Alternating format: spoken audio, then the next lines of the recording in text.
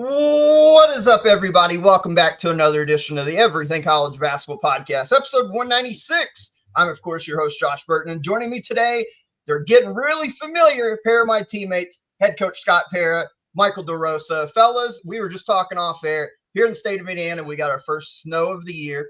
It is cold, but I love the snow, and I think we've mentioned this before. I always correlate when it gets cold and when it gets snowy. It's definitely basketball season, and we're at the beginning of Feast Week. How are we doing on this fine Thursday afternoon? I am doing terrific, and for those of the followers that have been hanging on whether the Stratford girls won again, they did. We are on to the state championship game on Saturday at 4 in Dallas versus Byron Nelson High School, who happens to be the number one team in the country, according to Max Preps. So the run continues. And the girls are obviously incredibly excited. So is the volleyball dad and me. And so I just had to make sure I kept tradition here and gave the update. Of course, dude. We were excited. You sent the text the other night, and we're like, "Hey, off to the state finals." We were pumped, man. Yeah. It's you know what, DeRosa? We're obviously not there. We're not down in Texas around that area, but we've been following along with this journey the last few weeks. I feel like, you know, this is kind of like our local high school now, the way we've been cheering for them. I should have sent you some swag. Dude, we'll take it. We always appreciate free stuff. Tell you what's interesting, you know, because as a high school coach, I was a high school coach for 11 years.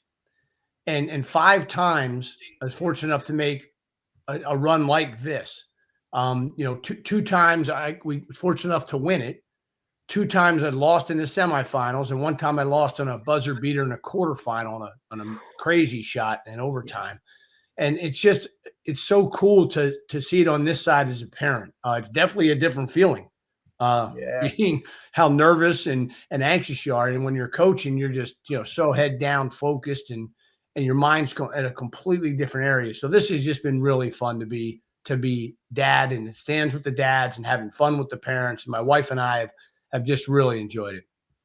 Well, let me ask you about that, because I've always heard, when I got to coach my brother, Peyton, it was different than I was coached some of these other kids, but you still get nervous coaching, at least I did. But as a parent, I've always talked to, like, whether it be my parents, they would always be nervous for my games, and other parents. They're like, I'm like not nervous if I'm out there doing the work, because I trust that I know what to do. But like when you're watching your kid, even if you trust them, it's kind of like, ooh, I hope they do good, because you must feel powerless in a way, right?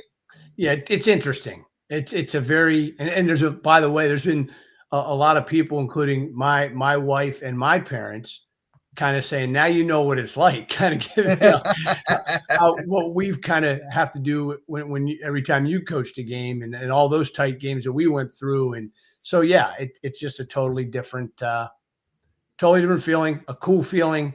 And also for me, it's crazy how the world works, right? I wouldn't be able to go to all these things. I would have missed all of this or most of it, because we'd be playing, practicing, traveling, etc. And to be here for this has been really, really cool. Be a memory, hopefully, that Sydney, my daughter, remembers, at least having dad, in the stands for all the games. So that all has been worth it.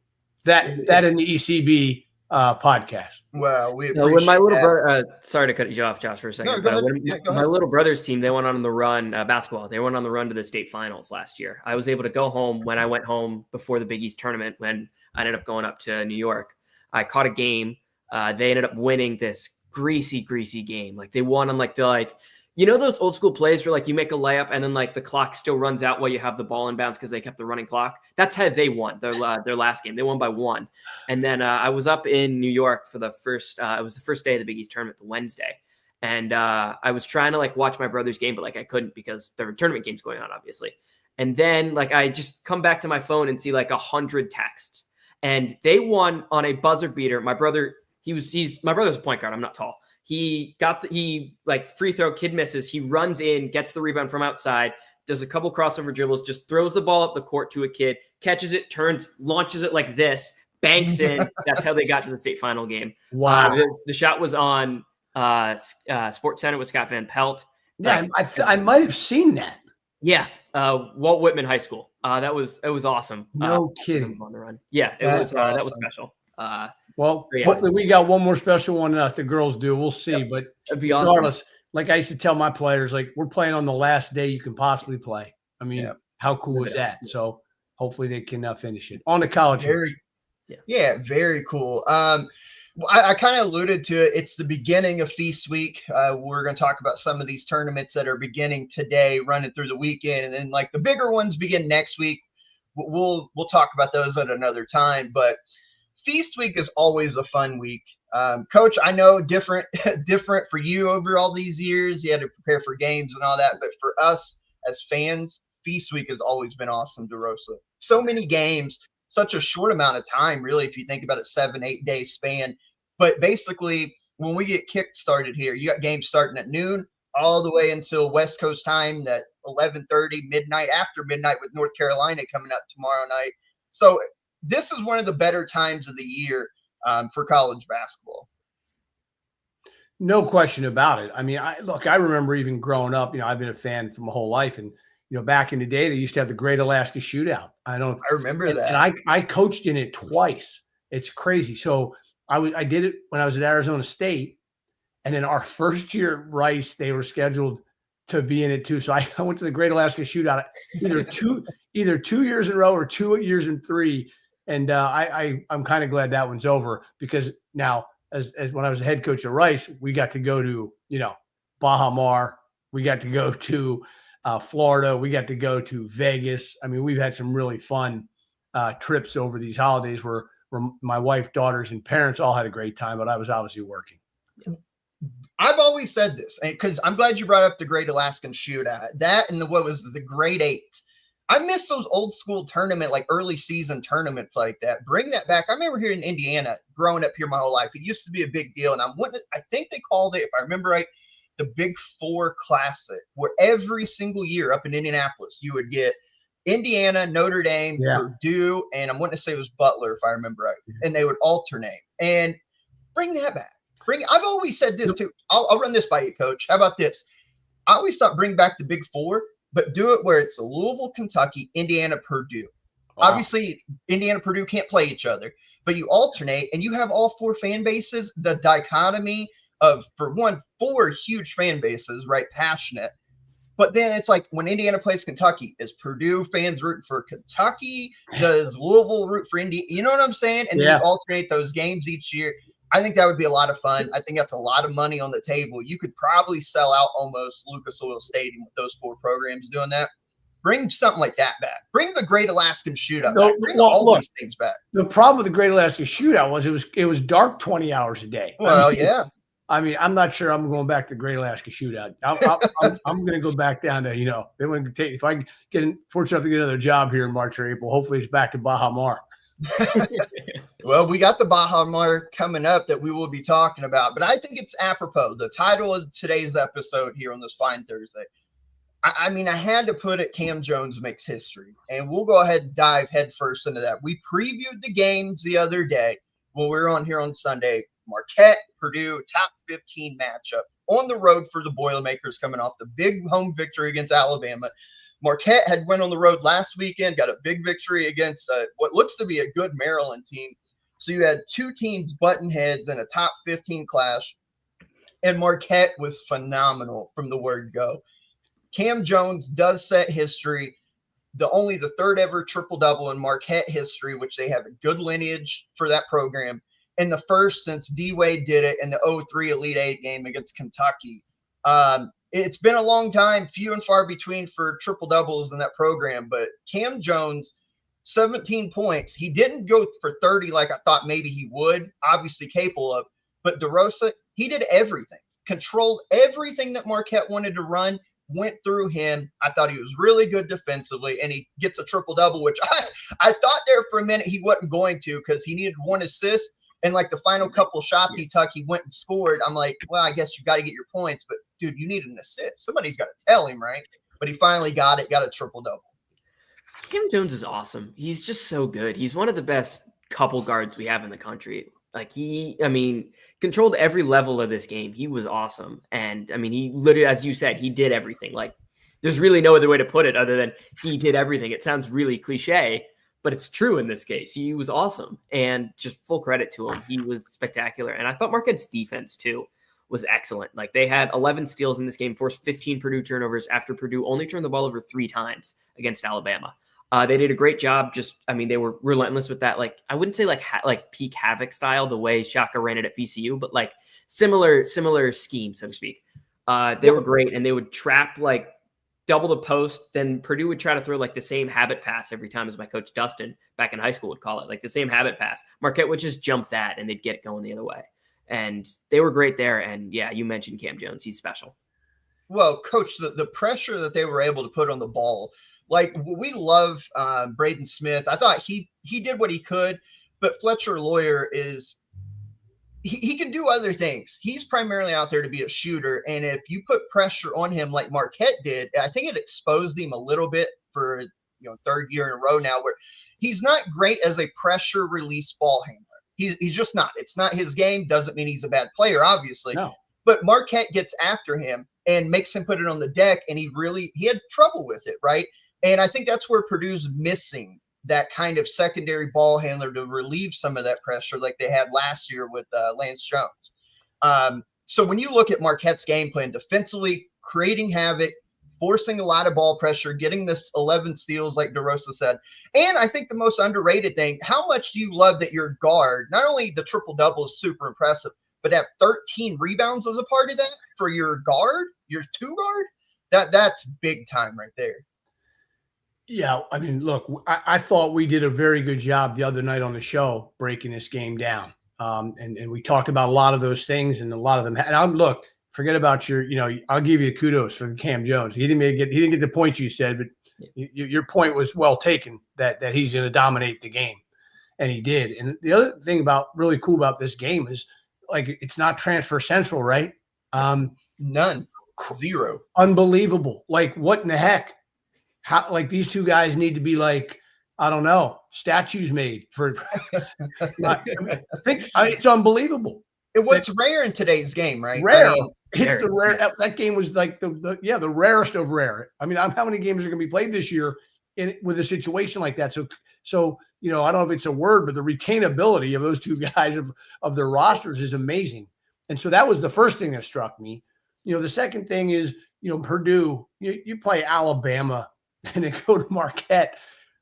What a way to schedule early season for Matt and his guys. And yeah, I know they took a loss, but we all benefited, right? We all, as fans, all benefited from it. And Kam Jones, going to be a first team All-American, the way he's playing. And Marquette, Shaka's really got a good group, a veteran group, and both those teams are going to win a lot of games. And we're going to talk about both those teams all season long. Yeah, I would agree. And, obviously the headlines go towards Kam Jones. But Stevie Mitchell gets Ken Pom MVP of this game with 21 points, made all 8 of his free throws, 1 of 1 from the 3-point line, and he tied for the team lead in steals with 4. DeRosa, again, another guy that when he's on like this is a huge piece, kind of that number 2 probably behind Kam Jones for Marquette. But he stepped up in a big way in this type of game. And I feel like in games like this that we've seen that he's had good games, you see him get downhill, really aggressive, shooting passing lanes. This is kind of what you get out of Stevie Mitchell when he's on his A-plus game.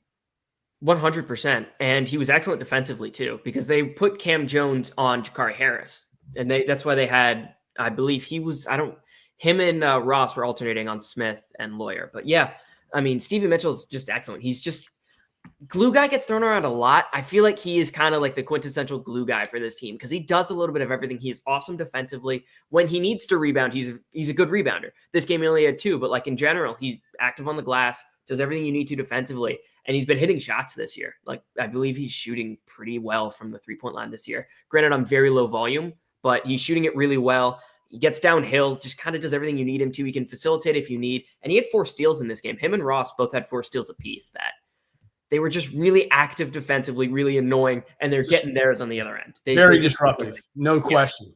Very. Coach, how about this from one of our commenters here? Big East Golden Eagle says Shaka's 80-30 at Marquette with 2 Big East titles, taking 0 transfers after his first year. That is remarkable. in today's landscape of college basketball, where you plug and play, go out in the open market essentially, and bring in guys that fit your style. Because as we've talked about before, his style at its best is not easy.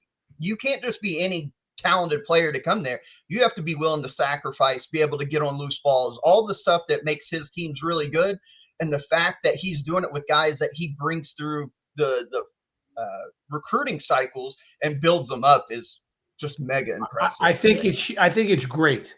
Like, you know, the coach in me, you know, I want to do this again, right? And if you can, you know, find a place where and create a culture and a program where you can cultivate these kids and develop them and keep them, and it's just, he needs applauded more for that. And nationally, that should be spoken about more. That's a great stat by that Marquette follower. I really appreciate him or her sending that in because it's great to point out. Can't talk about it enough. It's just awesome. Yeah, I mean, that's big time. 80 and 30 after his first year with 0 transfers. Nuts. Look, I guess wrapping up the Purdue side of this, and we'll wrap up with Marquette before we move on. Purdue, blip in the road, no reason to panic whatsoever. Tough turnaround, as you talked about, Coach. Play Alabama, and then a couple days later go on the road to top 15 Marquette, where it's hard to get wins up there in Marquette.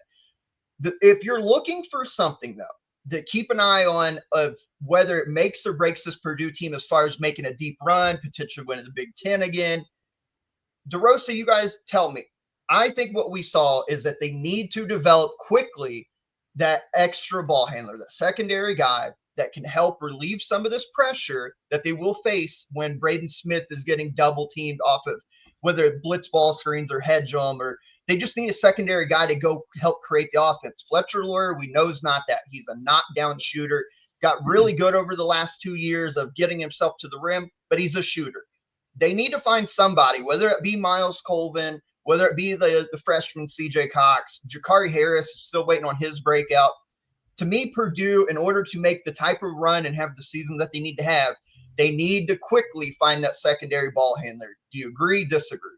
Yeah, I'm with you. And I do think they need some more off these guys off the bench too. You need a little, I mean, TJ Cox was excellent in the Alabama game, so you can't really ask for too much more of him. But Miles Colvin, Camden Heide were 2 guys I remember talking about quite a bit when I was researching Purdue. There were 2 guys I mentioned quite a bit, and it's okay, if these guys can take the breakout, these guys can take that next step, Purdue will be that much better, and they'll be able to be the team that is the favorite to win the Big Ten that they were projected to be. I think you definitely need a secondary ball handler to be able to break the press, because that was what they struggled with when they ended up losing to FDU. FDU exploited that, and they were Purdue, even Matt Painter, I remember this vividly. I'm never going to forget it.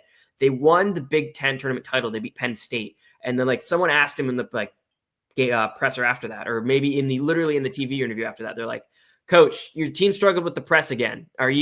Is there anything you want to do about it? Any schemes you want to teach? And he was just just get the ball up the court, pretty much. And it's okay. And then FDU exposed that. And they're yeah. So that's definitely been a problem with Purdue over the years. So definitely needs to get better this year.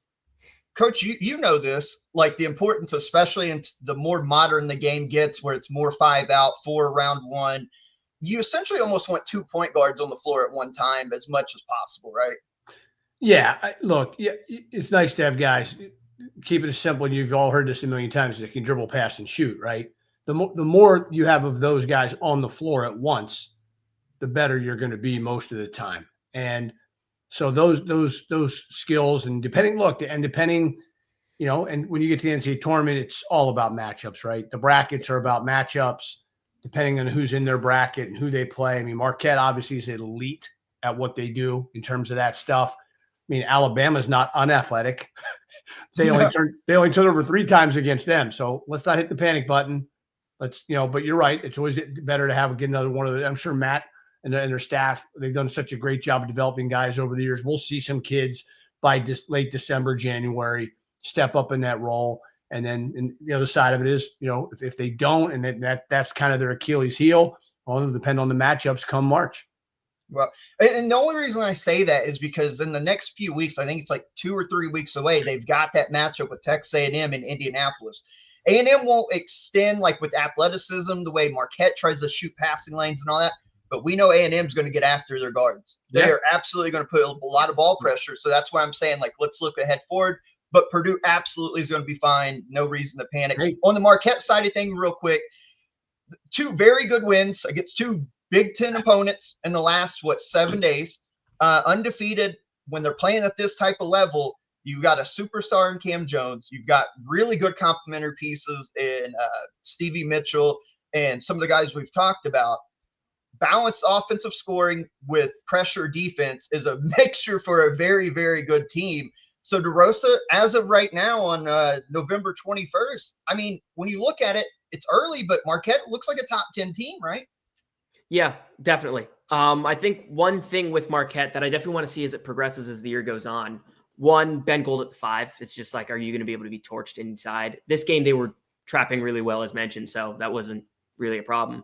And 2, when other teams start to get more chemistry, because that comes in the year on, does Marquette kind of fade, or does Marquette just remain the top 10 team they look like today?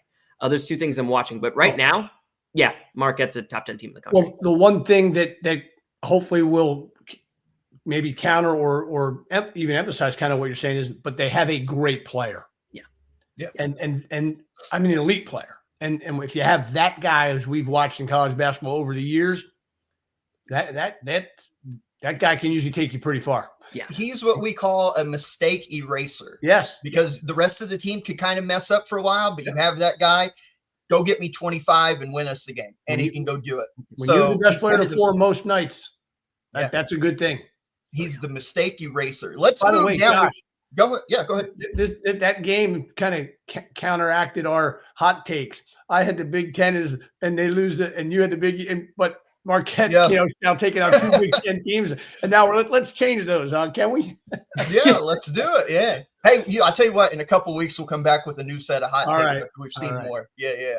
I didn't even think about that. Yeah, I called the Big East out, and the top level teams go off and get a big win. So that's the way it goes. Trying to warn you, the bottom half of the Big East does not look great, but the top half is still the top half. Yes.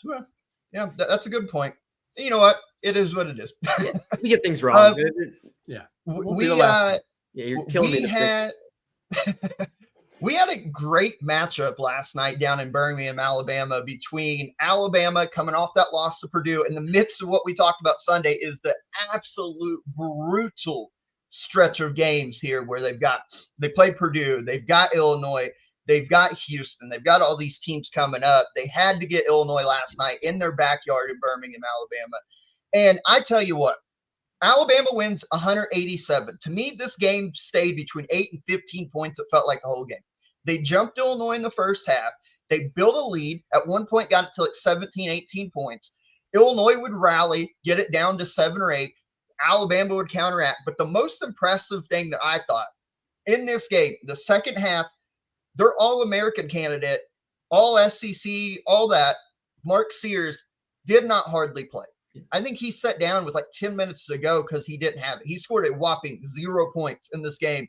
Alabama still beats a very good Illinois team, 100-87, behind their other guards.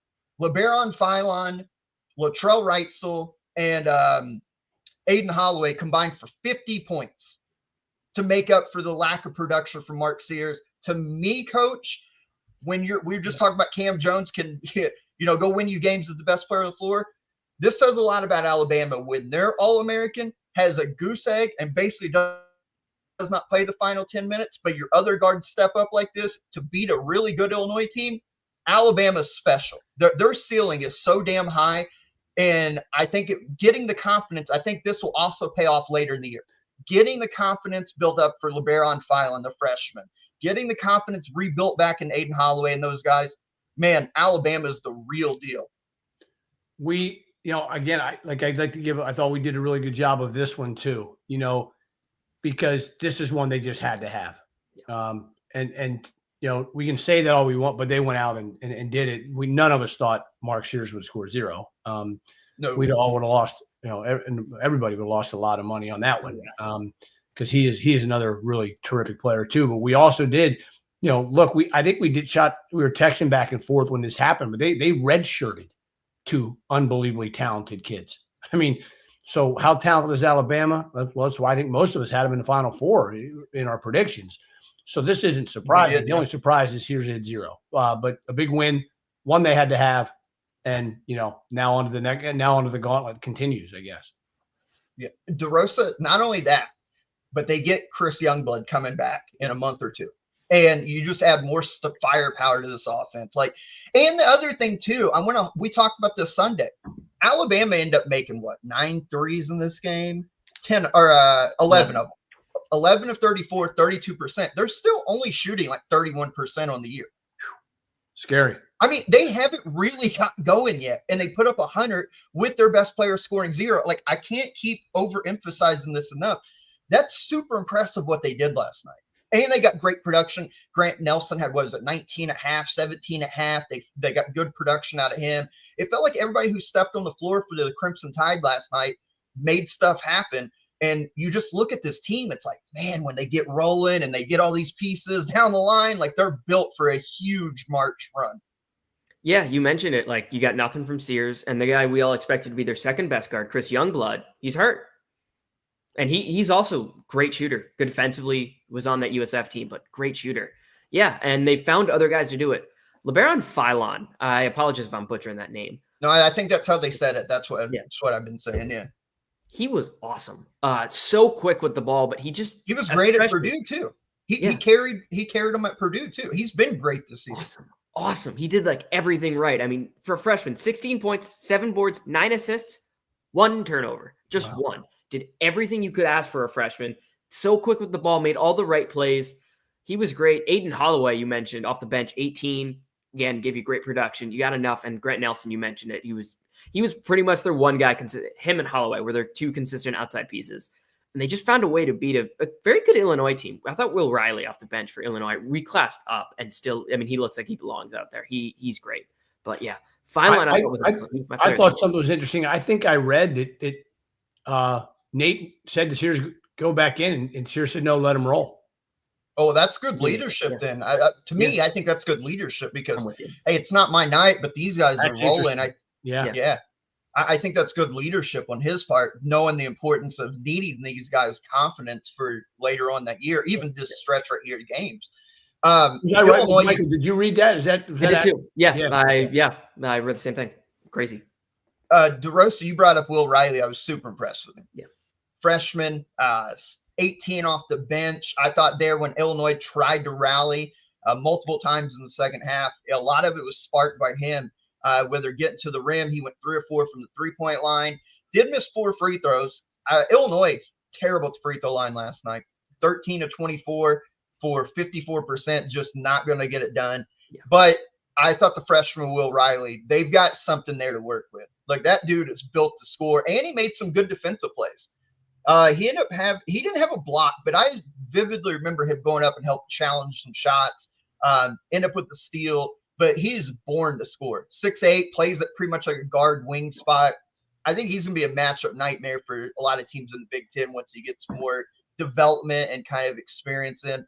Tomislav Ivisic. I know he had 14 in this game, 10 rebounds, a double-double. But, man, his passing ability, you're talking like 7'1" dude. You get it to him anywhere in the mid, the low block there. And if you run a double, really good vision to hit cutters or people spotting up. And then he made a spin move on, I think it was Grant Nelson, that left Nelson just in the dust. He's got really good footwork, really good vision and passing vision. I think he could be a big-time player as the year goes on for them at that size, kind of playing into what Illinois wants to do, spread offense, get up and down the floor. DeRosa, I was really impressed with him last night.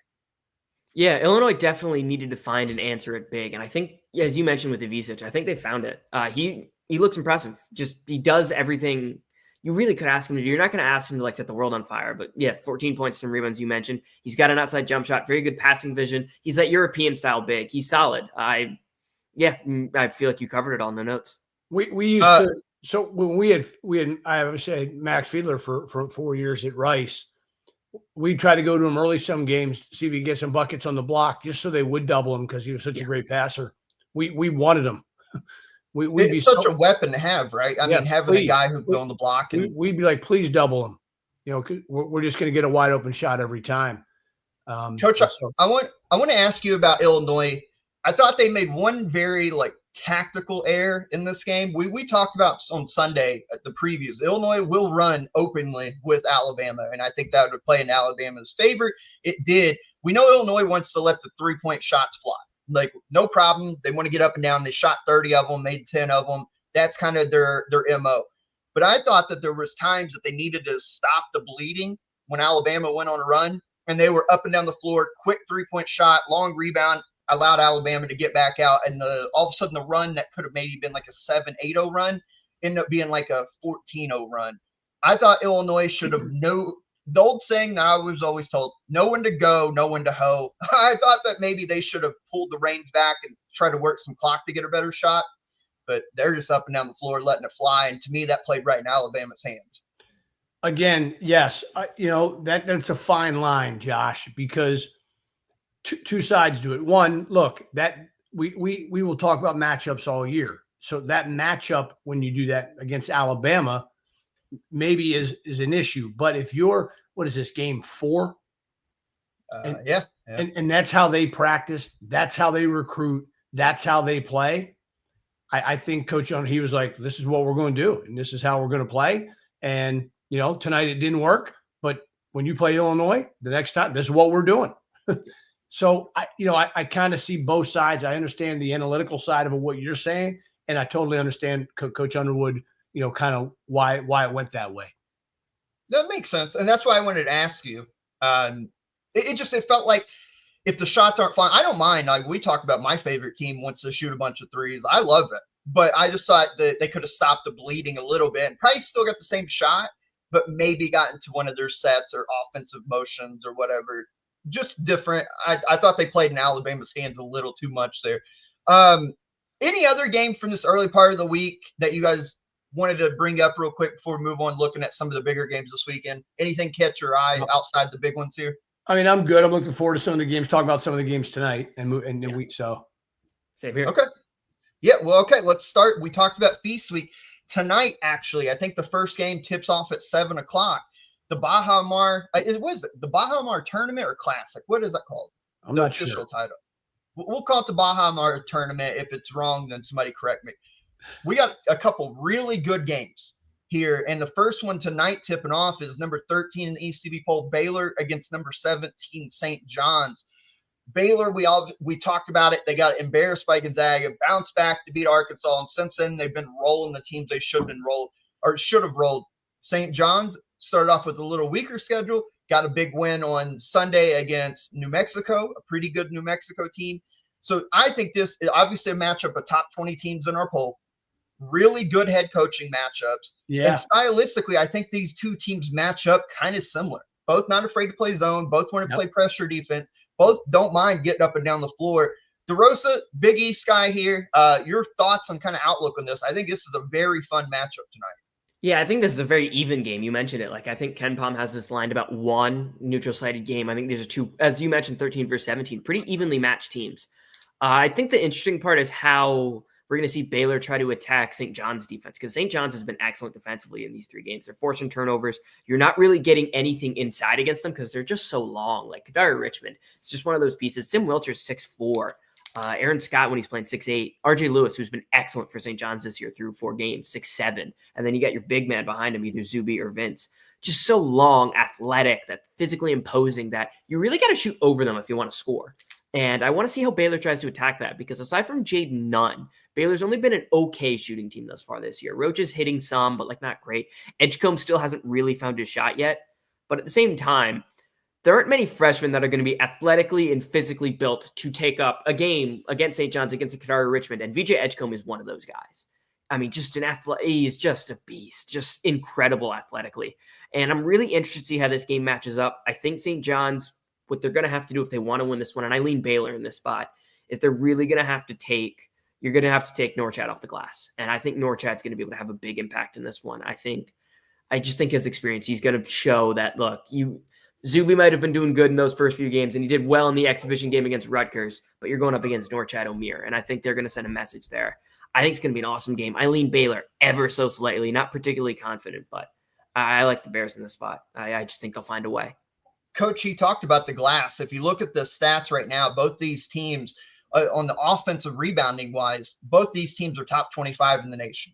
Baylor is 15th, getting about 40.4% of their possessions with an offensive rebound. And then St. John's is 25th with 39% offensive rebounding percentage. So crashing the offensive glass potentially comes down to who gets more of those. And athletic wise, DeRosa talked about guys like VJ Edgecombe's going to be the best athlete on the floor. Yeah. But maybe the second best could be like a David Smith. And defensively, how does Smith, Richmond, and all them able to match up with Edgecombe and even Robert Wright coming off the bench, Jeremy Roach? I think these is a very interesting, close matchup. But if you want to get kind of down to minute detail, who wins the offensive rebounding war may win this game. Yeah, it's a really cool matchup. It just is. I mean, just because of the styles. You mentioned the similarities. The coaches aren't afraid to make defensive changes. They're not afraid to pressure, not afraid to trap. They got really good athletes on both teams. It's just a really cool. I'm really anxious to see how this plays out. It's a coin flip. I'm with you, Mike. I'm not sure who I pick in this one. I'd probably give slightly into Baylor as well, but I think it's cool that St. John's is back in these really big, relevant games and good for the Big East and good for college basketball. And, Coach Pitino obviously will have his team really prepared tonight. So it's going to be fun. Coach, let me ask you, you have firsthand experience. We always talk about it when we preview these type of, especially neutral site games, but this one is in like that ballroom setting. The rims, the lower ceiling, how does that come into play? You've been in environments like this. Like, how much does that affect shooting percentages, the way you move around defensively? Because it's kind of a more intimate, smaller arena. Yeah, we played down in that, and it was definitely different. But as a coach, you really you don't do much to focus on it. You want to make sure you get shots up, right? That's the biggest thing. And then you probably want to walk around the floor a little bit. Are there dead spots? Have your guards bounce the ball in certain places, and make sure there's no dead spots on the floor because it's in a ballroom. But just the shooting and get on the foul line, because it's the different sight lines, different depth perceptions. But once the kids get enough shots up, they'll be fine. Like, we ended up going 2-1 in a separate tournament down there, and we had a good experience with it, and enjoyed playing there. So it'll be fun to watch. DeRosa, your cohort over there at the Road to the Garden, Tommy Godin once said, he said, do you think VJ Edgecombe will break out in his return to the Bahamas? I mean, we've talked about this. We haven't seen the best of VJ Edgecombe yet. We've seen moments, but not the best. This is built for a guy like him to really break out tonight. Yeah, good. It's a great point. I didn't even think about that. Good point, Tommy, because I remember even when I was writing the preview for this game that I wrote about, VJ Edgecombe. He played in the Bahamas with Eric Gordon, Buddy Hield, and DeAndre Ayton on that national team. And he played like big minutes there. Like, I believe he was one of their leading scorers even. Like, he was really hooping for that international team. But yeah, now he's back in the Bahamas. Could be more like just kind of more used to, I don't even know if he's played in the arena. So I don't know, but maybe some like families able to go to the game, stuff like that. Could make a difference. Who knows? But yeah. Comfortable. So yeah. It's a matter of time, whether it's it's coming. Yeah. Whether it's in the Bahamas, back in Waco, somewhere in a Big 12 venue, or it's only a matter of time. He's too good. He being that good, it is a matter of time for a breakout. So official prediction time. DeRosa, I know you said you leaned Baylor. Are you going there, and what do you think the score is? Yeah, give me Baylor by 3. If I give you an exact score prediction, I think we get a. You don't have to. You can just go number. Yeah, give me Baylor. Yeah, give me Baylor by 5. Actually, Baylor 5. Cool, Coach. Man, this is one of the toughest ones I've had. Good. I'm gonna lean Baylor too, but I think it goes down to the wire, and just a really good college basketball game. Baylor. I'll go opposite here. I'll go the Johnnies. Pressure will create turnovers, and you want an under the radar guy potentially have a big game to win this. Simeon Wilcher. I think this could be a really big game for him to just step up and have a big game for him to get a big win here. I'll go Johnnies by 4. We'll kind of cover the spectrum there. I'll go Johnnies by 4. The other game as part of that'll tip off around like 9:30 tonight. We have number 11 Tennessee against Virginia, who we've talked about everything surrounding Virginia, but they got to win against Villanova. They're playing okay. I wouldn't say they're playing great right now, but they're playing okay with the interim head coach. So, Coach, when you look at this, Tennessee defensively, obviously we know what we get with them. They've got a super senior in Zakai Ziegler that's going to create havoc. Virginia 3-0, trying to kind of find their way here. So when you look at this, what do you see? This is kind of you talked about extensively kind of in the preseason show about Tennessee kind of getting back to being this, build it around the defense type of team, because you don't have that superstar stud, by the way, that hit 9 3-pointers the other night. That's right. 22 straight points for Dalton Connect. I mean, the other unbelievable. Night. Just a different dude. So anyway, so you get these kind of contrasting defensive styles here in this game. Both build on defense though, and like I told you, I'm good friends with Ron Sanchez of Virginia, so I'll be secretly, quietly pulling for him. But I think Tennessee probably gets the win. DeRosa, if you look at reasons, if you're a Virginia fan or just don't like Tennessee and hope Virginia wins, look at the 3-point shooting. They are off to, as far as percentage and makes go, they're 8th in the nation right now, 44.6%. That's lighting the nets up when they do take 3-point shots. And defensively, 7th best in the nation as far as limiting inside the 3-point shot. So 2-point percentage defense, they're 37.5%, 7th best in the nation. And they're 5th best in block percentage in the nation. They're blocking 22.5% of offensive shots are getting blocked. So there's things there for Virginia if you're kind of wanting them to pull it out against Tennessee. But when I look at the Vols, man, I still don't know. I watched them in person a week or two ago when me and Peyton went to that Louisville game, and they put it on Louisville. But I also came on there and said, too, Louisville missed some opportunities, took some bad shots. It wasn't that I thought Tennessee was great. I'm still figuring them out. But I'm trusting Rick Barnes in an early season game. They know who they are. I think at this point better than Virginia does. I think it may be an ugly game with all the factors we talked about in the ballroom. This could be one of those like 61-59 games, but I got Tennessee winning. Yeah, I'm with you on the fact that I think this game's going to be ugly. You mentioned obviously the ballroom, but also these are teams that generally want to slow it down a bit. Tennessee doesn't want to slow it down nearly to the extent Virginia does, but Tennessee is okay playing in a grinded out style game. And when those are the kind of games you're playing in that we see sometimes in the tournament, teams that really want to slow the game down, you're due for upsets in some spots. If Virginia's hitting shots from the outside, they could absolutely win this game, especially if it's going to be a game 60 possessions type, just getting into math nerd type stuff. That when a game is really slow, that one shot matters more than it does in a game that is substantially faster. If you're getting up and down the floor 80 times, the better team more often than not is going to propel. But if a game is 60 possessions, there's more variance there, especially for 3-point shooting, that could add something to it. I think Virginia's going to keep this game close. I think you mentioned the ballroom. I think it's going to be slow, ugly, but I just think Tennessee. I just think Zakai Ziegler is going to do enough to just really get under McNeely's skin. And I don't know if we've seen another player the freshman Kofi's been good, but we haven't seen another player on Virginia fully emerge to be that second guy. I think they need a really good performance out of McNeely, and I think Ziegler's just going to get under his skin. I got Tennessee here in a pretty ugly game. But I think the number in Vegas is 12.5. I bet Virginia to cover that. We'll just give a prediction real quick because the winner of these games will play each other. The loser will play each other tomorrow and Friday. I've got in my matchup, it'll be Tennessee, St. John's, another incredible matchup. St. John's, I think, can speed Tennessee up. Hopefully, for their sake, make some more shots. And I think St. John's wins this little mini Baja Mar tournament over Tennessee tomorrow night. Who do you guys got real quick? So I got Baylor, Tennessee, I guess. So I'll stick with Baylor winning it. I agree with Coach again. I got Baylor beating Tennessee. Incredible matchups, though. I mean, for a little 4-team mini tournament, great games in the next 48 hours to look forward to. Speaking of great games, tomorrow night, Friday night, on the West Coast, we got a top 20 matchup. Number 12, Duke, on the road in a true road environment at number 18, Arizona.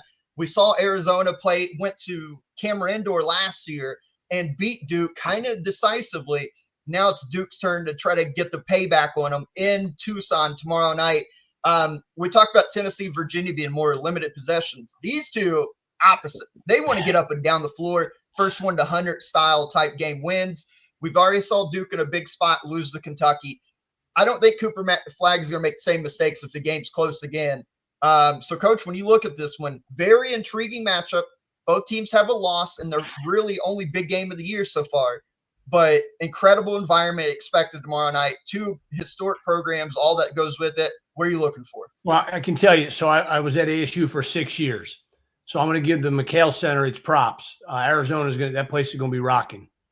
It's quite an environment. Now I'm not a huge U of A fan, being a Sun Devil for 6 years. However, we had some success there against those guys. But boy, what an environment! It's going to be a track meet. It's going to be a ton of fun. For different reasons, I like excited about this matchup. Like the Baylor St. John's is, they're just really intriguing, cool games. This one's an on-campus one, which how much I love that. I'm going to take I'm going to take Duke on the road here to get this one. Well, Margaret Wenzel, shout out, says Caleb Love owns Duke. Well, I mean, he has, like, if we're talking theoretically and historically, he kind of has. He needs another big one tomorrow, though, yes. Rosta. Yeah. He needs another big one tomorrow. Yeah, he definitely does. And I like what we've seen out of Jaden Bradley early on in the season. I think he's taken that jump to show enough. He's just same guy, but like a little bit better. He stepped into that lead point guard role when Colin Boswell left to Illinois a bit. Definitely still some more to see there. And I thought we had a good Trey Townsend game against Wisconsin, but that game was so weird that it's kind of hard to take anything away from that Wisconsin game aside from just John Tanji being awesome. But like aside from that, in a game where there's 80 fouls called or whatever it was, it's hard to learn from that.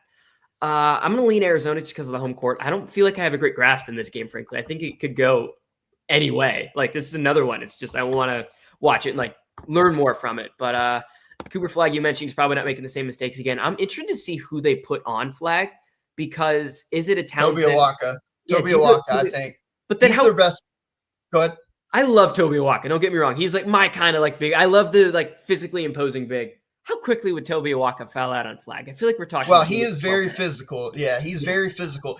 I think you start him on there. If he picks up an early cheap one, maybe you rotate. But if he can play without fouling, he's got the Cooper's taller by an inch, right? But Toby is experienced playing at Tennessee, knows how to play angles, shut off driving lines. Probably, I wouldn't think would get beat on that spin move over time and time again.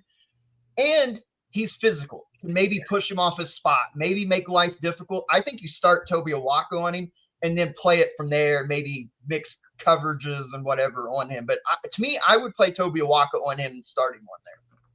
I think that's very interesting. Like, I'm really interested in the matchup angles. I think Arizona's guards could give Duke's guards some trouble. We haven't seen Duke really find that steady ball handler yet.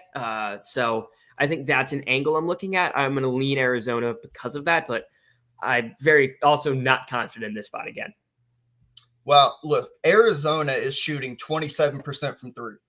That has to be better.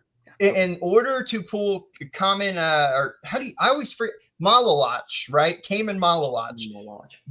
We know that he's a big time shot blocker. In order to pull him away from the rim, so you don't just sit down there, they got to have somebody that can be a threat from outside. Shoot 27% is not going to get it done.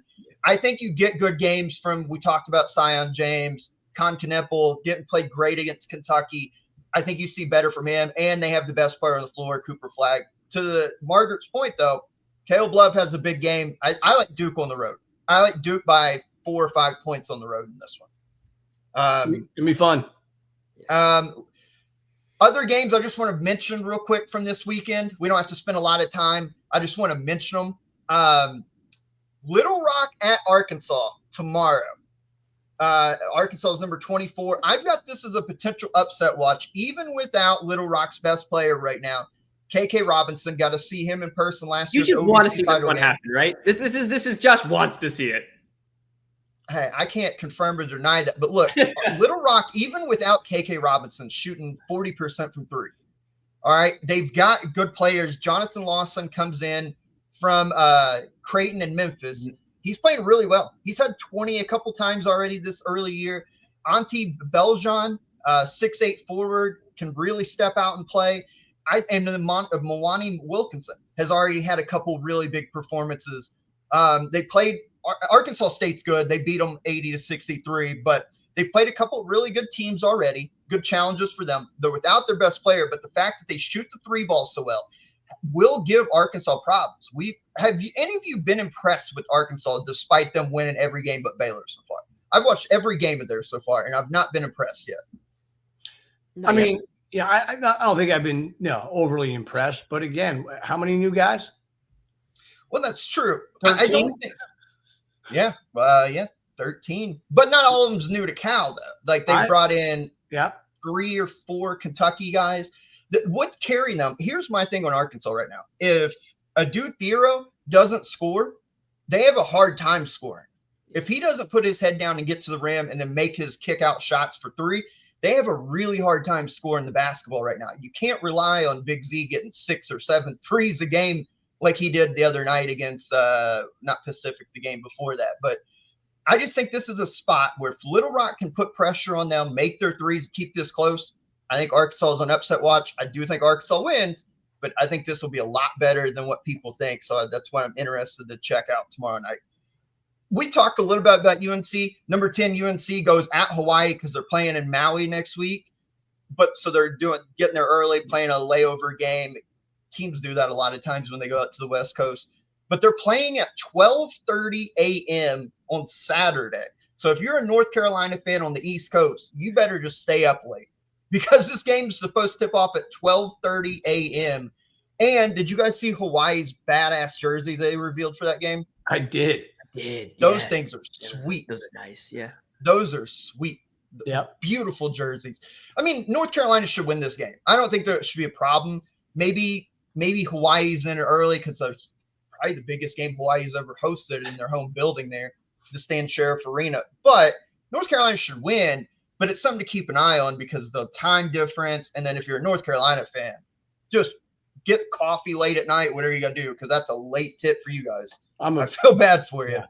Well, I'm a big fan of Iran Gano, the head coach of Hawaii, and my video coordinator from last year, Cullen Neal, is out there. He got a job with Iran with the Rainbows. So I'll have some interest watching that one or reading about it the next morning, I should say. Yeah, that sounds that sounds better.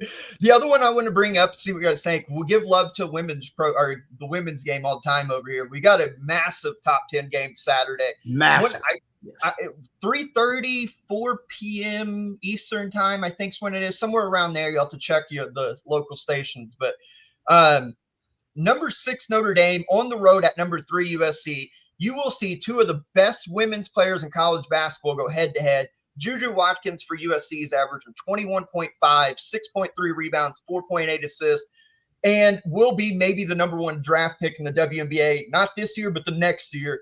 And then Olivia Miles from Notre Dame, a little guard, averaging 18.3, 8 rebounds, and she's shooting 47.4% from the three-point line, 9 of 19 on the year. She's projected to go top 5 in this upcoming spring NBA or WNBA draft. Incredible women's top 10 action, true road environment for Notre Dame. 2 incredible players. This is one that if you're a fan of the women's game or want to see good women's basketball, tune into this one or at least have it on a side TV, Coach, because this will be an incredible game. Yeah, and really good guards, right? Just great guard play. And you mentioned the 2 elite players, and this is as good as it gets. And I also we can't have a show without shouting out Gino from last night, right? Yeah, there you go. Yeah. I mean, that's just my brain can't even wrap around that number. But really cool to see all those great players back there last night, and for the assistant coach that's been with him for 40 years to get recognized. That was awesome. This USC Notre Dame game is awesome. Great for the women's game, and hopefully the Galen Center is rocking on Saturday. Listen, we've always given love on here to the women's game. We talk obviously a lot about Caitlin Clark in the last couple of years, Angel Reese, but we've shown love to a lot of the women's game because I'll say this one more time for people who are tuning in for the first time. I hate this notion that, it's women's basketball. They're not athletic. They're not. If you want to see good fundamental basketball with athletes that are better than what you think, turn into a women's game. And it's placed 4 quarters. The pacing of the games are usually a lot better than the men's games at times as far as TV timeouts go and stuff. But tune in some women's games. Tune in this one Saturday. It'll be worth it. These two girls, Juju Watkins from USC, Olivia Miles from Notre Dame, both programs have a chance to win a national title. True road environment. This will be a great game. Before we get out of here, fellas, if you got anything for this weekend that we didn't mention to kind of keep an eye on, shoot your shot now. Go ahead, Mike. I feel like we've covered everything that I'm looking forward to this weekend. I feel like we really get started on feast week starting the Monday. So, yep. So I got there. Yep. Yeah, I got a couple things before we go that I think are worth noting. Both kind of West Coast things here, so bear with me. One is a sad note. A legendary high school coach and friend of mine named Jerry DeBusk passed away this week. He was head coach of Santa Margarita High School, where Clay Thompson played. And Jerry and I had great battles in 03, 05, and 06 with his great teams and my great teams at Artesia. We became friends during those battles out of respect for each other. There's very few guys in my coaching career I've respected more. So my condolences to him and his family, but I think it's worth noting Jerry was a great, great man and a great coach. The other one is a positive one, and I'll end with a positive. Is one of my dear close friends, Deidre Taylor, the head coach at Cal State Fullerton, became the winningest coach in Cal State Fullerton history the other night. I want to give him a big shout out. And he's just, he's taken them to 2 NCAA tournaments and a very tough job and just done a phenomenal coaching job. So shout out to Deidre for that accomplishment. Absolutely. Those jobs we've talked about them. Anytime you're at kind of the low mid-major or even mid-major, to have sustained success is very hard to do. And getting Cal State Fullerton to multiple NCAA tournament berths, and that's congratulations to him. Coach, correct me if I've seen this wrong. Maybe I've seen a wrong stat. Didn't your guy James Harden said are moving to second place all time for 3-pointers? Yeah. I guess that's a shout out too. Yes, James, yeah. That's a pretty big deal. Second all time. Passing Ray Allen. I mean, not bad. The names he's passed on the 3-point list, on the scoring list, I just keep pinching myself as this goes on. And I got a chance to see James last week when he was in town here. It was great to spend time with him. And look, you got the Clippers at 9-7 without Kawhi. I mean, amazing. Like, this is what James does, the James Harden factor. Zubic's having a career year. Norman Powell's having a career year. Amir Coffey's having a career year. James did that with Clint Capella. He did it with Eric Gordon. He did it with, guys all over that he's played with because of his ability to facilitate, get them open shots by drawing multiple defenders. And so, yeah, really, really cool for him to get that. And, he's just going to keep doing these things as we go on here, as long as he keeps playing. And he gets to play in that brand new sweet ass Intuit Dome, which they said really it's ridiculous. Cool. And I actually had a friend that was at a game the other night said it's insane. Well, hopefully we get to check that out one day. I'm hoping really nice. I plan on being there sooner than later, so I'll be the one to let you know. There you go. That'd be sweet. So programming notes. Obviously, next week is Thanksgiving. We will have a show Sunday on normal time, episode 197. So you'll be able to tune into that. There will be no show next Thursday for obvious reasons. For Thanksgiving, we're all going to – none of us want to get killed by a family member because we decided to skip out and do a podcast. We'll put it that way. We will be back the following Sunday for episode 198. But there will – if things work out, we will have some cool videos talking about different – like the Maui Invitational and things that happened that'll go up YouTube exclusive. We will let you know ahead of time when we post those. But wrapping up for tonight on episode 196. For DeRosa, for Coach Para, and everybody watching, we appreciate you. Shout out to our sponsor. I always forget them. I talked to the owner today. He's cool about it. But our title sponsor this year, Beauty to Beast Nutrition, located downtown Edinburgh, Indiana. Healthy Juice Bar, that whole deal. If you stop by and get anything, tell them ECB sent you 10% off. We appreciate that. We appreciate our network as well over at the House College Hoops and houseenterprise.com. But until Sunday, Coach won't be here. He's got to make some travel plans. So it'll be myself, DeRosa, Trevor, hopefully. But until Sunday, we hope you guys enjoy this weekend, the beginning of Feast Week. We will catch you guys down the road. Peace. Hey, thanks. Great.